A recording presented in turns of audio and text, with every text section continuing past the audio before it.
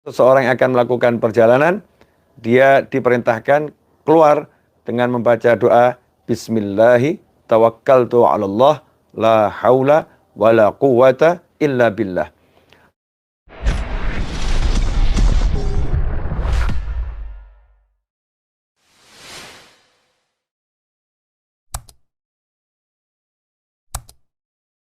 Fi ilmillah salatan wa salaman daimain bidawami mulkillah wa ala alihi wa sahbihi. Allahumma salli ala Sayyidina Muhammadin salatan taftahu biha lana futuhal arifin wa tufaqihuna biha fid din wa ala alihi wa sahbihi. Assalamualaikum warahmatullahi wabarakatuh. Sahabatku, jatuh, terpleset, tergelincir, terluka, itu adalah bagian dari perjalanan. Seseorang yang melakukan perjalanan, mungkin dia pernah jatuh, mungkin dia pernah tergelincir, mungkin dia pernah terpleset, dan mungkin dia pernah terluka. Semua itu tidak jadi masalah. Yang jadi masalah adalah ketika seseorang tidak berani berjalan karena takut tergelincir, takut jatuh, takut terluka, ya, takut dia mengalami hal-hal yang tidak menyenangkan dalam perjalanannya. Semua ketakutan tersebut bagi seorang mukmin adalah sesuatu yang tidak tepat. Kenapa? Karena setiap mukmin harus memasrahkan semua urusannya kepada Allah Ta'ala. Arti memasrahkan adalah melakukan semua hal yang terbaik semaksimal mungkin, kemudian pasrah dengan apapun nanti hasilnya sesuai dengan takdir Allah Subhanahu wa Ta'ala. Pasrah bukan sikap menyerah, pasrah bukan sikap lemah, pasrah justru sikap setelah totalitas di dalam berupaya hasilnya apapun hendaknya dia berani menerimanya.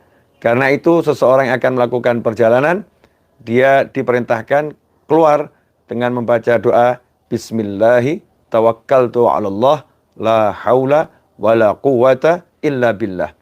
Setelah dia persiapkan kendaraan, dia atur rutenya, dia pilih jalan yang terbaik, dia siapkan dirinya, dia pun melangkahkan kaki dengan mengucapkan Bismillah, ya, dengan minta pertolongan Allah, dengan memohon belas kasih Allah, dengan memohon rahmatnya Allah, dengan memohon pertolongan Allah, dengan memohon bantuan dari Allah. Gak mengandalkan dirinya, gak mengandalkan kendaraannya, gak mengandalkan perencanaannya, tapi ia segera pasrahkan semua yang sudah dia rencanakan, semua yang sudah dia persiapkan, dia serahkan pada tawakkaltu 'alallah. Aku hanya menjadikan Allah sebagai wakilku. Itu arti tawakal. Menjadikan Allah sebagai wakilku dalam perjalanan ini. Allah yang ngurus aku, Allah yang akan jaga aku, Allah yang akan selamatkan aku, Allah yang akan bimbing aku. Dia pasrahkan semuanya kepada Allah Subhanahu wa Ta'ala. Kemudian setelah dia pasrahkan pada Allah, dirinya penuh kesadaran, la haula wala quwwata illa billah.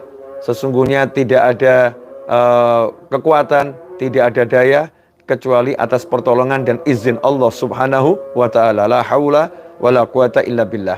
Saat kita mengucapkan la haula wala quwwata illa billah, pasti kita akan kalahkan diri kita. Pasti kita akan kalahkan perencanaan kita. Pasti kita akan kalahkan apapun yang ada di dalam diri kita. Kita munculkan Allah, kekuatan Allah, pertolongan Allah, ya, bantuan Allah Ta'ala, kasih sayang Allah Ta'ala, sehingga kita berjalan dengan penuh semangat. La haula wala quwwata illa billah.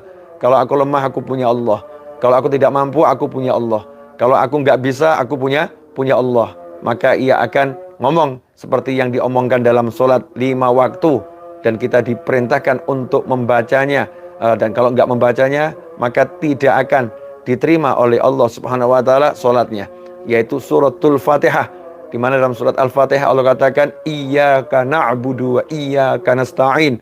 Hanya kepadamulah kami ini menghamba, hanya kepadamulah kami beribadah, dan hanya kepadamulah kami mohon pertolongan. Iyyaka nasta'in, iyyaka na'budu wa iyyaka nasta'in, dan hanya kepadamu ya Allah kami mohon pertolongan. Tidak minta tolong sama usahanya, nggak minta tolong sama perencanaannya, tapi minta tolong hanya kepada Allah. Saat itulah muncul semangat. Kalau aku nggak bisa, Allah akan buat bisa. Kalau aku lemah, Allah akan buat kuat. Kalau aku bodoh, Allah akan buat pintar. Kalau aku nggak mampu, Allah akan buat mampu. Kalau aku, maka Allah, maka Allah, maka Allah, maka Allah. La haula wa la quwata illa billah. Inilah semangatnya orang-orang yang kenal Allah. Ya, tapi beda kalau kita ini dikuasai nafsu, kita dikuasai hawa, kita dikuasai setan, kita dikuasai oleh pikiran kita sendiri. Kita nggak mau pakai aturannya Allah. Kita nggak mau pakai apa yang sudah disiapkan oleh Allah Subhanahu wa Ta'ala. Maka seakan-akan kita berperan menjadi Tuhan. Ya, kita berperan menjadi yang maha menguasai jagat raya. Kita nggak pakai Allah, tapi kita pakai menurut saya, kalau saya, jika saya, dan saya sudah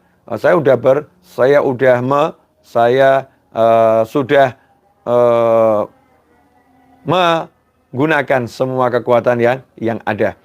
Pasti berhasil, pasti bisa, pasti mampu, dan lain sebagainya. Allahnya dibuang. Nggak ada kata insya Allah, nggak ada kata la haula wa la quwata illa billah. Ini semangat yang salah. Tapi semangatnya mukmin selalu disandarkan pada Allah Subhanahu wa Ta'ala. Maka mukmin tak kenal lelah, dan mukmin tak takut terluka. Mukmin tak ingin terluka tapi tak takut terluka. Mukmin mungkin mengalami lelah, tapi dia tak pernah kalah dengan lelahnya. Dia nggak pernah kalah dengan sakitnya. Dia nggak pernah kalah dengan capeknya. Dia akan terus menatap Tuhannya, dia akan lihat Allahnya, minta tolong kepadanya. Selalu seperti itu, sehingga perjalanannya menjadi menyenangkan. Kalau berdosa, dia punya Allah yang maha mengampuni. Dia kejar ampunannya Allah Subhanahu wa Ta'ala. Kalau dia membutuhkan hajat dunia atau hajat akhirat, maka diangkat tangannya. Ud'uni astajib lakum. Panggil aku jawab panggilanmu. Diangkat tangannya. Doa silal mu'min. Doa itu sejatinya seorang mukmin, minta sama Allah Ta'ala. Ya Allah, beri aku ini. Ya Allah, beri aku ini. Ya Allah, beri aku ini. Selalu dikaitkan hatinya, ditautkan hatinya dengan Allah Subhanahu wa Ta'ala. Karena itu saudaraku, bersemangatlah dalam perjalanan hidup ini, jangan pernah menyerah. Apapun masalahnya, apapun bebannya, seberat apapun deritanya, jangan pernah menyerah. Karena Allah akan selalu menolong hambanya. Allah akan selalu membela hambanya. Kalau hamba itu memang mengandalkan Allahnya. Kalau hamba itu memang mengutamakan Allahnya. Kalau hamba itu mengalahkan ego dan dirinya. Tapi kalau kita andalkan diri kita, maka Allah akan katakan, urus dirimu sendiri. Dalam arti Allah marah. Dalam arti Allah lagi murka kepada kita. Sehingga kita dibuat tidak kenal Allah. Kita dibuat tidak kenal minta tolong sama Allah. Kita dibuat tidak kenal aturannya Allah.